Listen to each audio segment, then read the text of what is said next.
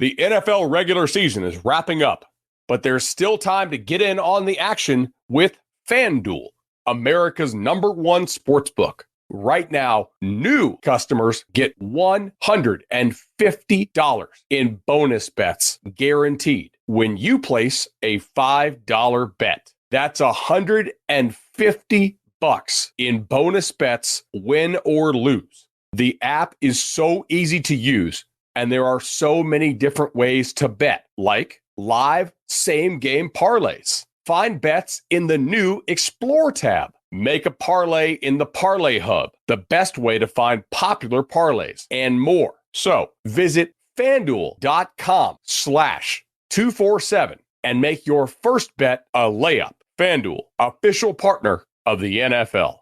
Must be 21 plus and present in Arizona, Colorado, Connecticut, Iowa, Illinois, Indiana, Kansas, Kentucky, Louisiana, permitted parishes only, Massachusetts, Maryland, Michigan, New Jersey, New York, Ohio, Pennsylvania, Tennessee, Virginia, West Virginia, or Wyoming. FanDuel is offering online sports wagering in Kansas under an agreement with Kansas Star Casino, LLC. First online real money wager only. $10 first deposit required. Bonus issued as non-withdrawable bonus bets that expire 7 days after receipt. Restrictions apply. See terms at sportsbook.fanduel.com. Gambling problem? Call 1-800-GAMBLER or visit fanduel.com/RG in Colorado, Iowa, Michigan, New Jersey, Ohio, Pennsylvania, Illinois, Kentucky, Tennessee, and Virginia. Call 1-800-NEXT-STEP or text NEXT-STEP to 53342 in Arizona, 1-888-789-7777, or visit ccpg.org/chat in Connecticut, 1-800-9-WITH-IT in Indiana, 1-800-522-4700, or visit ksgamblinghelp.com in Kansas, 1-877-770-STOP in Louisiana. Visit mdgamblinghelp.org in Maryland. Visit 1-800-GAMBLER.net in West Virginia, or call 1-800-522-4700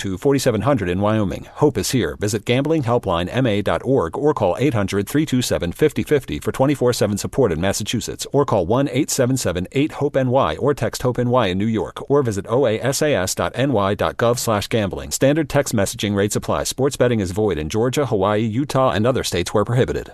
Imagine the softest sheets you've ever felt. Now imagine them getting even softer over time. I'm here to tell you about Boll & Branch sheets. In a recent customer survey, 96% replied that Boll & Branch sheets get softer with every wash. They're made from the rarest organic cotton and designed to get even softer over time. Try their sheets with a 30-night guarantee plus 15% off your first order with code Odyssey. So head to BOLLandbranch.com today. Exclusions apply. See site for details.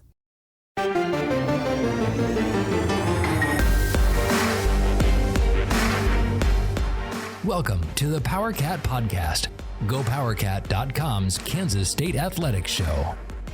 Make sure you're subscribing to our show at Apple, Spotify, Amazon, or wherever you get your podcasts. Now, from the GPC studios, here's your host, GoPowerCat publisher, Tim Fitzgerald. Welcome to another edition of the PowerCat Questions podcast. No, I'm not Fitz. Fitz is here with us. He is joining us via phone from Colorado. But I'm Zach Carlson, joined with Ryan Gilbert. Gills Gilbert. Get it Gilbert. Right. Even though Fitz isn't here, doesn't mean you can slack off. Ryan Gills Gilbert. Did I do it right, Fitz? You got it. That's okay. Beautiful. We are brought to you by the Fridge Wholesale Liquor at the corner of Claflin and Westport. No need to pause. I know the streets. Get in there. Get you some. That's what we say. Anyway, since Fitz is over the phone, we will just dive in. No need to dance around. We've got some football questions, a basketball question, and then a ton of conference expansion and realignment questions that we've brought Fitz on here for in the middle of his vacation, since that's basically everything you asked in the thread this week. So, Gills, take it away. First question comes from I Like Pickles Cat. What does the pass rush look like this fall? Can we expect production close to last year, considering the attention Felix and Huggins got will be diverted elsewhere? Yeah, it's valid. I mean, it's how these pieces along that line will go together. Does Uso create the kind of chaos in the middle by occupying two blockers, which Eli Huggins did a great job of doing? Does someone provide the kind of threat on the outside that Felix Anudike-Uzomah did, just also demanding double team attention and bringing up Brendan Mott to do a lot of his damage? And Mott had a huge season. I think a healthy Nate Matlack is going to be huge. And Khalid Duke really, for me, is the linchpin in this. Can he get back to his old standard of what we expected 2 years ago before his injuries set in? And, you know, if he's 100% healthy, he's back at home at defensive end after playing a year at linebacker in space. And can he provide that kind of threat that dictates how an offense needs to run against the K-State defense and honestly can make them a little bit more predictable? Yeah, I'm interested to see how Khalid Duke kind of shifts back down into that role, because he played there well. And then you have Felix come in and he was playing well while Khalid was able to play that linebacker spot. But I think that even though it feels like it's a new guy in a new position, you know, he's played there before. I think we'll see some success from him early on. I feel comfortable with Nate Matlack. Even Brendan Mott, you know, showed some things last year that, you know, were pleasing. I think that interior position, though, is really going to be what it comes down to. Can Uso Seumalo take over for Eli Huggins and kind of replace him? I agree. Thank you, Gills. Next question from TDE67. K-State football over-unders. We'll go one by one here. Offense averaging 32 points per game. Ooh. Oh, that's a high number. Without looking at last year's stats to have some perspective, I will go under on that. I think the defense is going to be good enough for in case it didn't have to score a ton of points like that. I think 32 is probably about what I'd put them at. Maybe 31. 31 would be under. But, yeah, I think you're going to need to get to that 32-point range. You're going to need a lot of games in the 40s, 50s to kind of make up for the 3-score, the 4-score games where you aren't necessarily putting up a lot of points and your defense is helping you out a little bit. So I think I'll take the under there as well. Yeah, 32 is a little rich. You mentioned, Zach, just those first games against Troy and SEMO. You know, that's where you got to pack. Yeah. You got to really stack up points for the rest of the season. I'd still go the under, though. We'll go 20. Good job, Zach. We'll go 21 passing touchdowns over under. I will go over. I think, you know, if we're just talking Will Howard, you look at his production over part of the season, you see numbers that align with that, and he won't be the only quarterback. So I think as a team over that, yeah. Yeah, I think you got to go over, because 21, you know, divide that by 12, that's less than 2 touchdowns through the air per game. I think that there's going to be a lot of games where Will's throwing at least 2, probably 3 early on, maybe 4. I think that K-State's able to get more than 21 passing touchdowns this season. So Will Howard played in, what did he play in, 7-8 games last year? He had 15 touchdowns alone in those games. And so you're going to include also maybe 5 or 6 that are just going to be little screen passes or drop-offs to Giddens or Treshaun Ward. I'll go over on this one easily. Next one is 200 yards rushing per game. It seems like it should be attainable. I mean,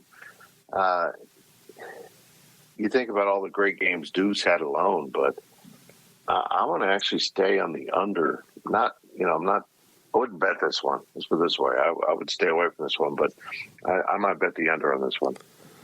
I'm going to go under just because you need, for 200 yards, you probably need a 100-yard rusher, and then you still need a healthy chunk of yards from, another guy plus, even another guy. So looking at just how much is in the backfield right now, I don't doubt Treshaun Ward or DJ Giddens and their ability to get to 100 yards. I doubt just the game plan and having multiple guys being able to get you over that total. So I'm going to go under there. Yeah, under all the way here. With all due respect to the running game, I'll go under. Next is defense, 16 interceptions. 16. Seems really high, but also I don't know what the total was last year either. Yeah, that seems high. I'll take the under on that. No, that'd be awesome. Yeah, but that's more than one a game. I think that's really tough. Yeah. I also like the under. I'm trying to pull up the interceptions right here. Last year, I think he's on to something. TDE's on to something. What was it? 16. Okay. So, I mean, wow. It's crazy to think they had that many last year, but they did. But I'll still go under. Last one is non-offensive touchdowns, 3 for the season. I'm going to go over. I feel like special teams is going to kind of roar back to life a little bit. I mean, they were not as dynamic at times last year as we're used to. A lot of that's because teams just avoid it, but I think there'll be a renewed spirit with the new special teams coordinator. I think 3 is about the number I'd pick. If it was 3.5, I'd probably go under. If it was 2.5, I'd go over. That's how I feel. I don't want to take a push though, but I think 3 is really attainable. I think in the 3 non-conference games, I think you get at least a punt return or a kickoff return, and then a couple more throughout the rest of the season. I think is fairly reasonable to expect. There is still some uncertainty here. Chris, Kleiman mentioned this on Tuesday that he's not really sure who that lead returner is going to be. Obviously, Phillip Brooks has the experience, but do you want him to be that main guy, or what's the word, secondary guy on those returns? So, they've got obviously weapons there. Bringing in Chili's going to be huge, and Kleiman mentioned that too. That that was a big reason he wanted to come to Manhattan, was because of the way that K-State values special teams, and everything that you hear about special teams at K-State is true. That being said, man, 3 is, it's tough for any team to do that, even a team that does value it as much as K-State. This is a good line, but we can't pick a push, Zach. You can't do that. Fine, I'll take the over. We'll go over. It's more fun to bet the over. Guys, I want to point out that, these interception totals and non, this could include defensive touchdowns here. If Hunter Deckers doesn't play for Iowa State, it makes it more challenging to get those interception and non-offensive touchdown numbers. Just saying. Depends if Hunter Deckers, what way he's, if he's trying or not. Let's put it that way. Is he even on the team? I don't know. Surely he's gone, right? There's been nothing official, which I don't know, guys. There's no way he's going to be eligible. If you bet on your own team, whether it play or not, it's still, you've got insider knowledge. Right. NFL guys got worse suspensions for lesser violations, so to speak. Yeah. So, yeah, I think he's probably done with college eligibility. From LFK Wildcat, this season looked like a great opportunity for K-State to solidify its position as a top-tier program in the new Big 12. How does the addition of the 4 corner schools affect that going forward? Does it make this season's results less impactful in the bigger picture going forward? No, I don't think so. If Kansas State wins back-to-back Big 12 titles, or at least goes to the game back-to-back and makes it to another New Year's Six bowl game, I think it really does establish Kansas State as the team in the new 16 that everyone's got to strive to meet. It doesn't mean that they're going to be dominant, and there's no one dominant in this conference. But it certainly indicates a trend, an upward trajectory that if you can sustain it, could turn into domination.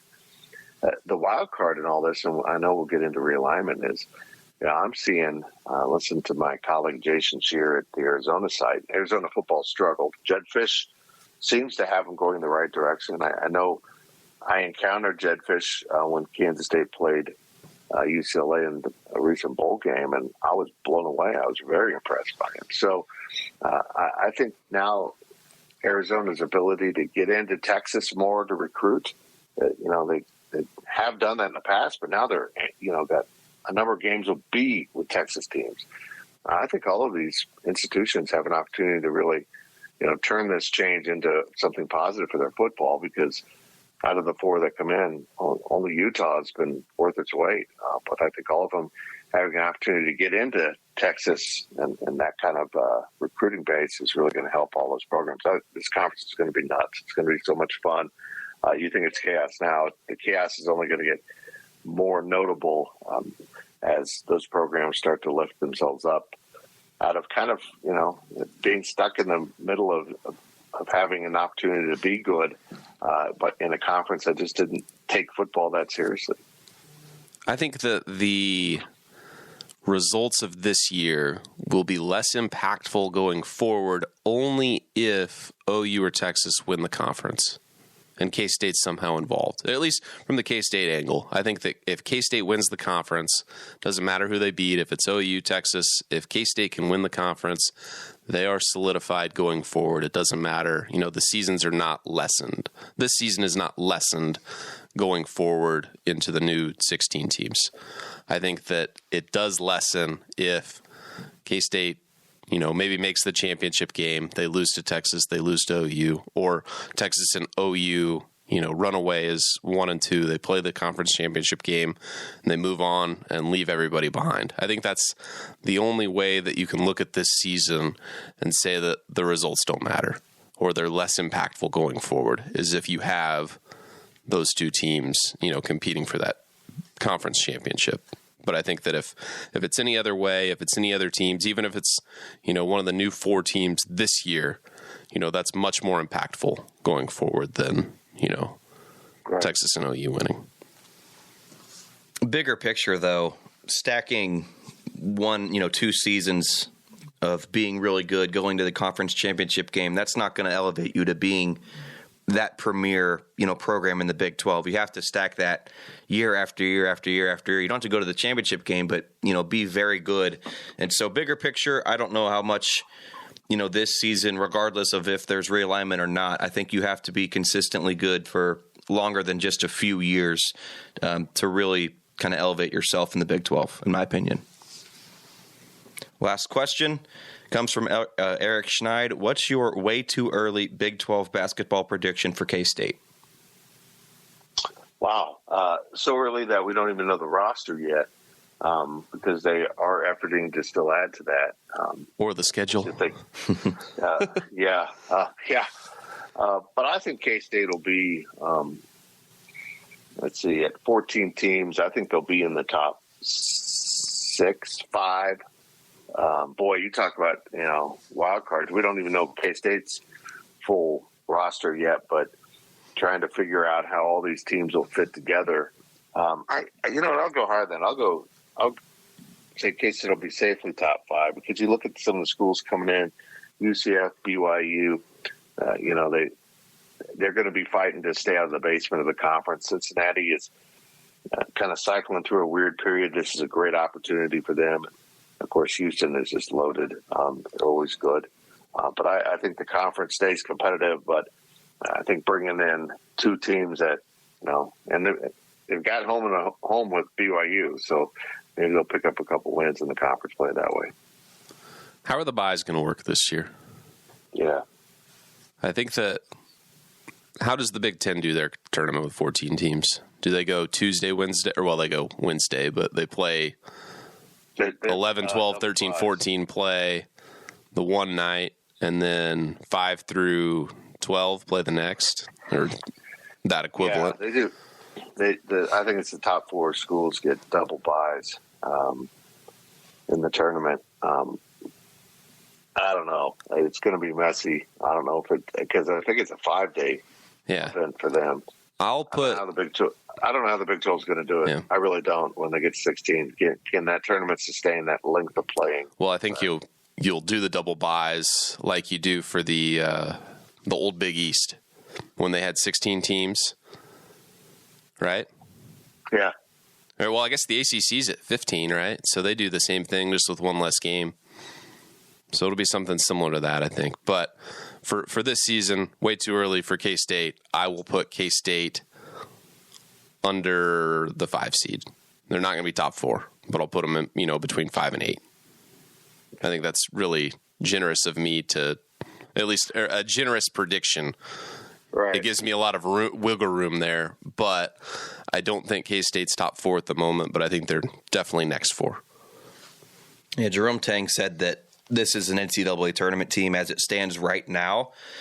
They could obviously get a lot better and do some serious stuff with the 2 open scholarship spots. We don't know what's going to happen there, but Jerome Tang said that last week, that this is an NCAA tournament team, even if those 2 spots don't get filled. And so I think we can maybe not us, but the coaches and the players can learn a lot about themselves on their overseas trip. We're recording this on Wednesday. They're flying out this morning.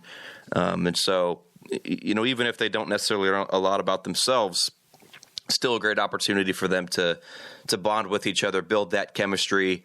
Maybe you don't have to win every game out there, but it's going to be a valuable experience playing overseas against some quality competition. And of course, off the court, the stuff that they're going to do out there is going to, unify them together, you would have to hope. And so, yeah, I think, maybe 5-6 seed in the Big 12 tournament would be reasonable.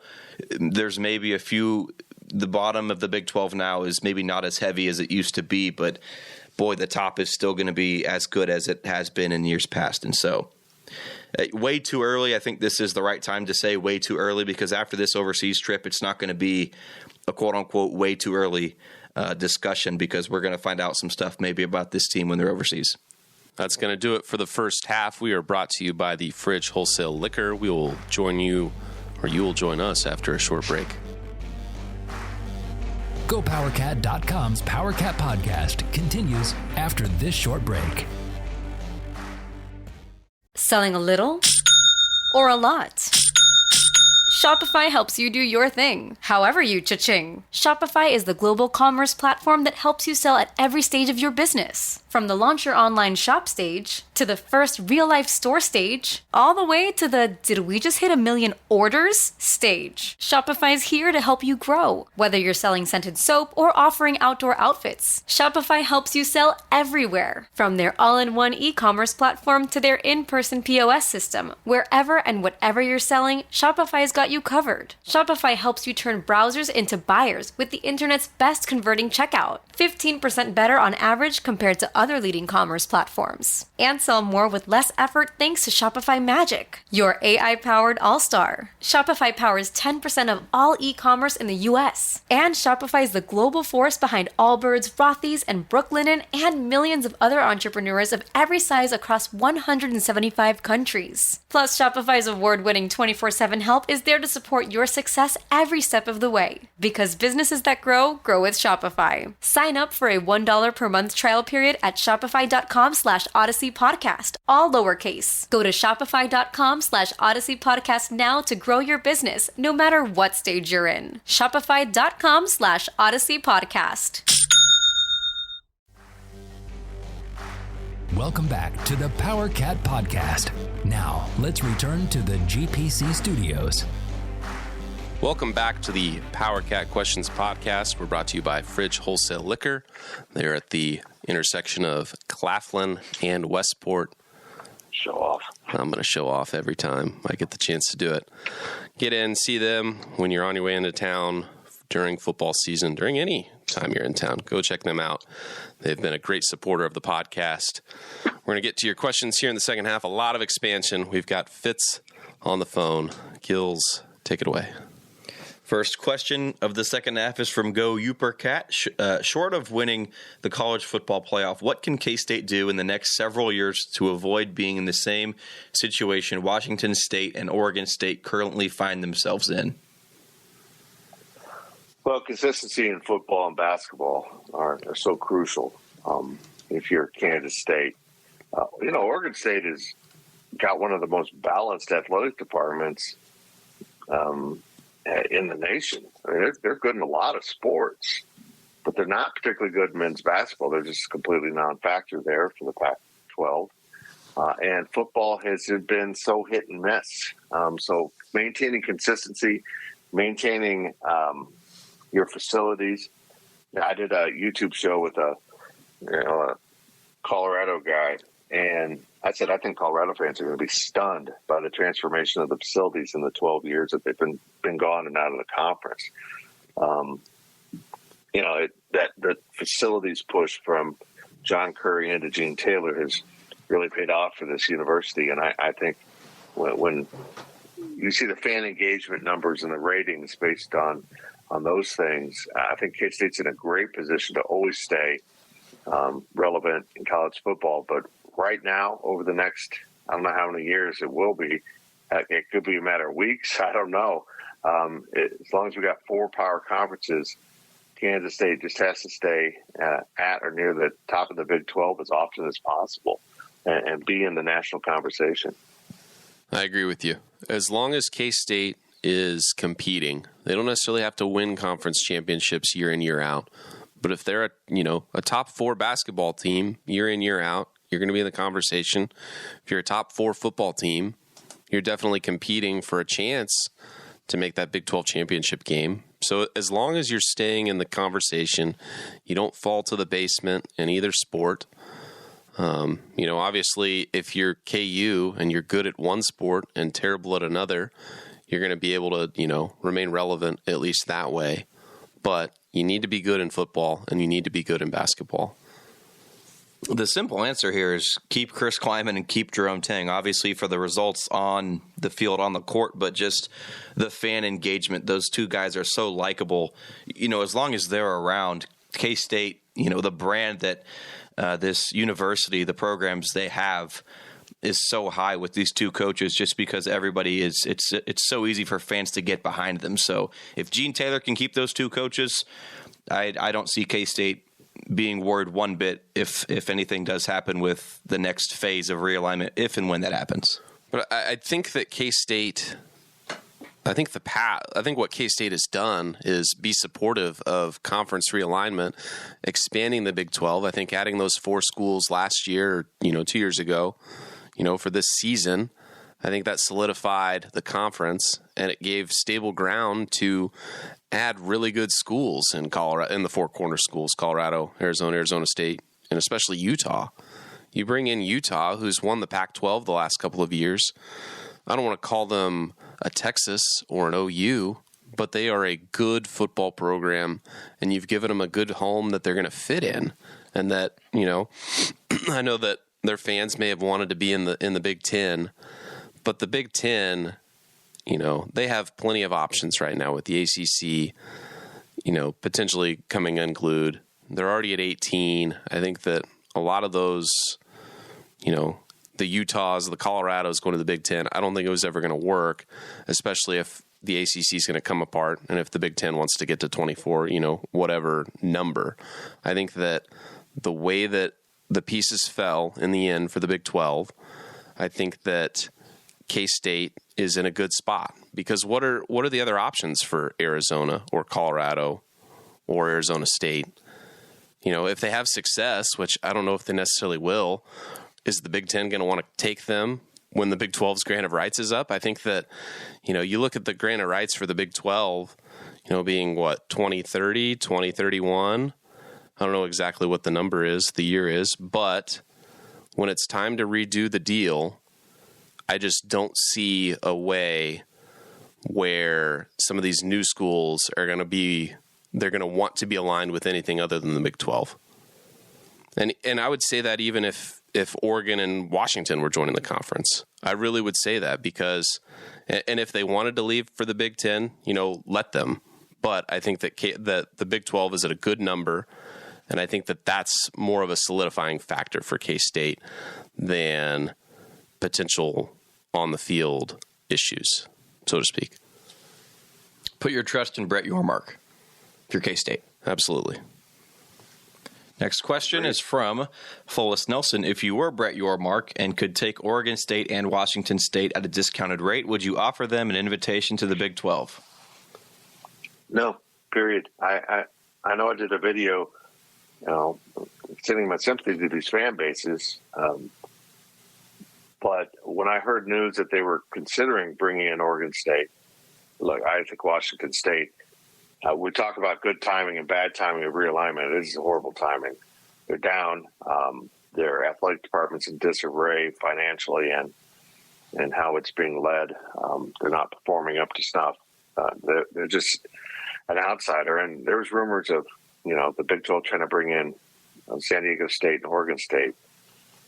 I think the Big 12 needs to stop and really think about some form of regional sense to this conference. As crazy as that is, being spread coast to coast, San Diego State doesn't stretch your footprint that much. It just takes you all the way to the coast, when you're already in those southern western states. But Oregon State just creates a whole new issue going up into there. And it will do the same if they bring in Gonzaga for basketball and the other sports. UConn at a discounted rate. I've grown more bullish on UConn as this whole thing's taken place. It kind of does stretch you up the Northeast corridor a little bit, but not that much when you look at a map for West Virginia and Cincinnati. Now, if you end up at 18, there's a good way to do it. But I think the real gain here is by trying to consolidate the footprint of your membership. You're going to eventually, hopefully, have to solve the UCF island issue, or they'll solve it by going to a different conference where they're not on an island. But I think you need to kind of worry about being regional so that all other sports, aside from football and men's basketball, where everyone's chartering and flying all over the place, where it'll make better sense. And certainly adding a San Diego State as a sixth Western team makes a lot of sense.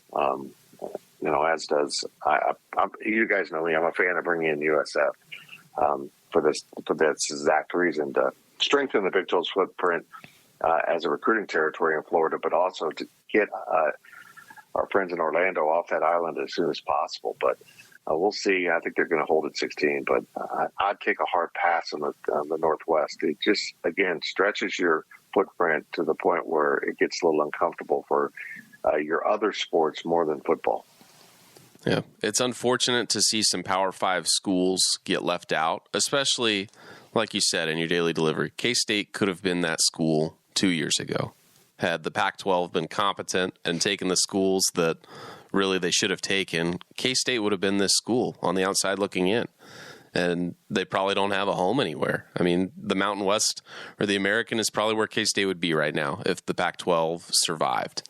But they didn't, and I think that, Oregon State and Washington State, at the very least, I think they could have, if they really wanted to have a home, I think they should have been a little bit more aggressive and maybe been the Colorado, the ones to leave first, if they really were interested in making sure they had a home instead of trusting everybody, because they trusted USC and UCLA not to go, and they left. It was clear that Oregon and Washington wanted to go to the Big Ten. I mean, read the room a little bit. At least try before it's too late. That's how I see it on them. So as much as it sucks to see them fall out of the Power 5, I wouldn't take them, because if you compare them to the 4 Group of 5 schools that the Big 12, added this year, do Washington State and Oregon State match up well with them? I would argue no. I'd rather have Cincinnati. I'd rather have UCF, BYU, and Houston. I mean, they just make more sense for the conference, geographically, 1, but 2, from a recent success standpoint. You look at Washington State, they really haven't been great in football or basketball lately. I think you can look at all the, Oregon State's kind of the same way. You look at the other schools that the Big 12 has added, they've at least had recent football success or decent basketball success, and sometimes both. So I just think that right now, I think the Big 12's comfortable at 16.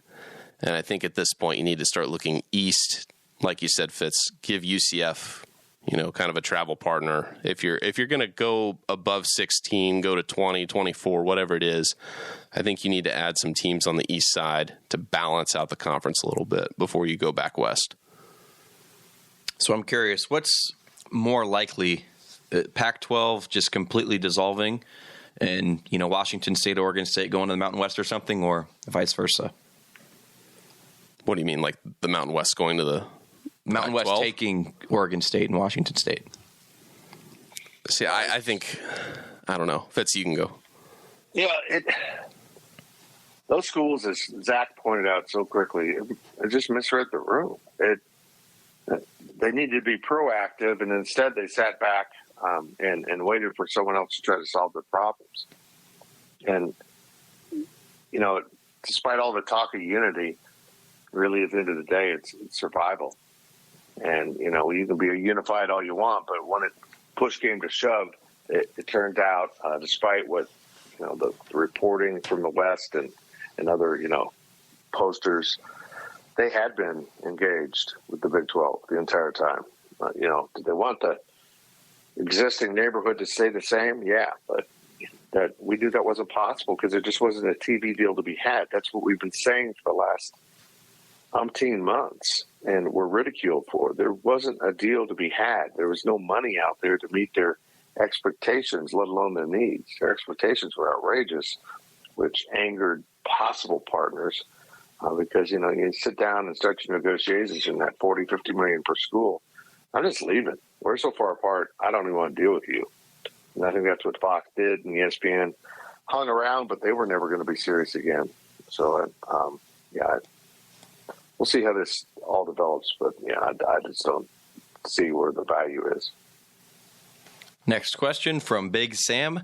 Are there any schools that have been added that you are wary of, such as their risk to the conference and its unity, or their success might outweigh the rewards they bring? These meetings amongst the administrators are probably very political, very kind to each other as colleagues, but someone needs to sit Michael Crow down at Arizona State and say, I don't know what you're doing, but it didn't work for you in the Pac-12, and it's certainly not going to work here. I think this conference needs to be very blunt with all members. And if, any one of you thinks you're going to take over this conference and tell everyone else how to do business, we will vote you out. And I think that's something we need to hang over everyone. If you try to disrupt the sense of unity this conference has and hasn't had in a very long time, if ever, if you want to be a disrupting force, then get yourself out of the room. I think Arizona State's a problem. I think we've seen Utah State will be a good partner. That's going to be my daily delivery. Utah? For tomorrow. Utah. Oh, that's at Utah State. You said Utah State. I had Arizona State on the mind. Utah will be a great partner. Arizona's thrilled to be in a basketball conference and be able to, play possibly Kansas on a regular basis, but, maybe in the future UConn would be huge for any basketball school. Colorado's all in. They seem to be dipping back into the importance of college football with hiring a Coach Brown. And meanwhile, you've got Arizona State over here taking shots at the travel distance between Tempe and Morgantown. And talking nonsense about how the Pac-12 deal was so good because it was space age. I think their leadership is atrocious, and it's a summary of why the Pac-12 fell apart. Because you have presidents like Michael Crow who don't know a thing about the current athletic marketplace, and just simply made horrendous decisions over and over and over, and blew up their conference. So as I said on my DD, sit down, shut up, and let the proven leaders lead for now. Yeah, I think that you hit it right there with Arizona State. I think they're probably the biggest one that may not feel like they belong, I guess, that they feel like they can be better. They're not at the cool kids table. The cool kids table is somewhere else. They'd rather be elsewhere. But the only thing that excuse me, that I'm bothered by a little bit, and I think it's going to be fine in the end, but just the Utah AD's just kind of insistence that nothing was happening, that they wanted to be in the Pac-12 and they couldn't imagine being in the Big 12, just kind of his little comments on Twitter, which were kind of annoying, kind of funny to look back at now, the whole give me a break, and, the Big 12 is the break he got. But, I think Utah's going to be a great fit for the conference, and I think that they're going to be exciting to watch, and especially if they continue having football success. Utah K-State might be a cool rivalry in the future, kind of like K-State TCU, where you're competing for that conference title. I think they're going to be a great partner for the conference. I agree. Fitz, do you agree? Nothing to add? Nothing. Well, okay. Last question. Rolling right through. From Pickles, what do you most want to learn in the inevitable 30 for 30 on the Pac-12's demise? Pickles bringing the great question here. It's, I think I listened to Jason Shears again. I think it's the Wildcat. God dang, I can't remember his podcast name, but it was interesting.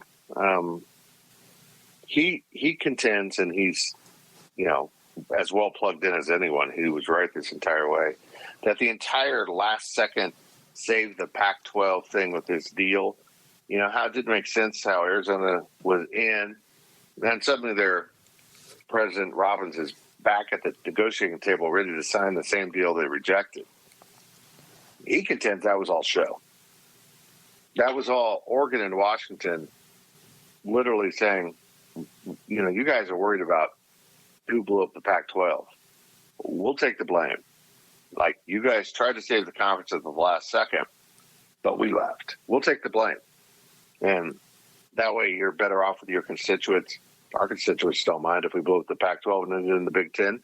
He thinks it was all theater, that there was no truth to the last-second effort to save the conference, that they knew they were going to the Big 12. They just did this for political and personal reasons to make themselves look better.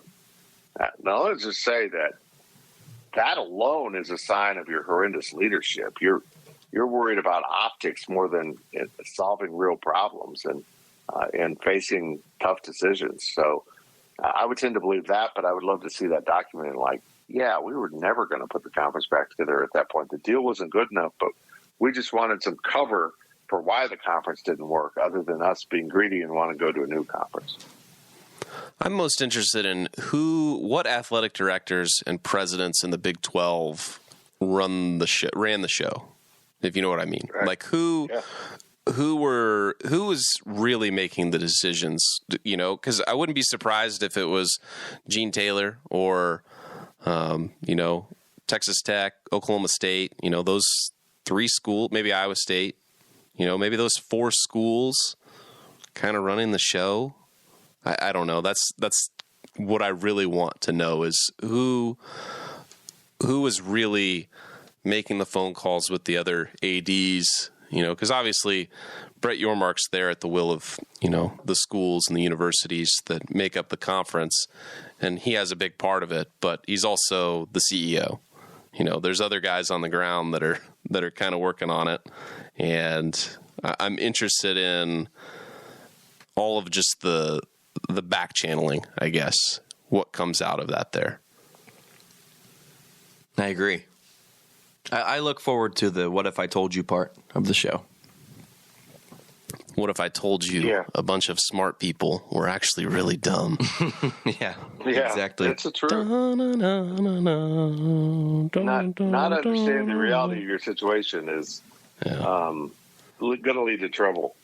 And, you stop and look at this conference, and I've been, saying for quite a while now that the spine of this conference runs from Ames to Manhattan to Stillwater to Lubbock. That's kind of the land grant, ag-based, education spine of this conference. But if you look at the 8 schools remaining after, the departure of OU in Texas, West Virginia and TCU kind of have new leadership. But it's, with Baylor added in there, Kansas also has new leadership. I think you add Baylor into the 4 schools I initially mentioned, and I think those are the biggest players in this, the ones with the strongest voices. But also at the end of the day, it took a leap of faith for BYU to vote in Utah, which they did, because this isn't a rivalry. This is hatred. This is unhealthy.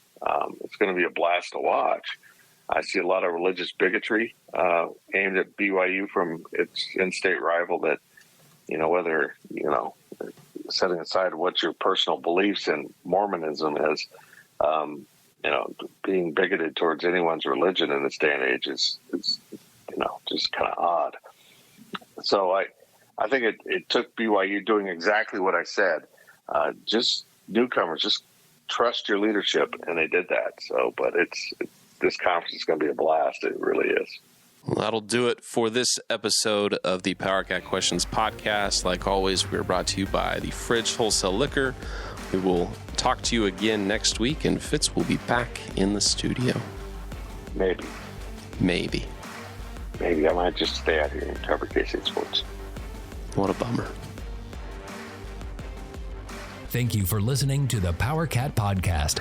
Make sure you're subscribing to our show at Apple, Spotify, Amazon, or wherever you get your podcasts. Power Cat Podcast. All rights reserved. GoPowerCat.com.